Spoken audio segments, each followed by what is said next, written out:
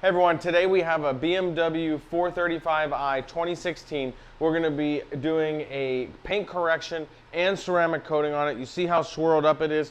We're going to be restoring this to its original beauty as close as possible and cleaning up all this grime, and it's going to look like a whole new vehicle after we're done. So stick around, let me know what you think.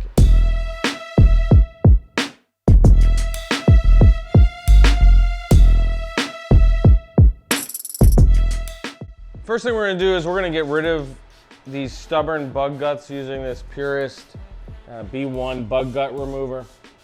We're going to get it off the plate too. They're kind of stuck on the plate. So we're going to use that.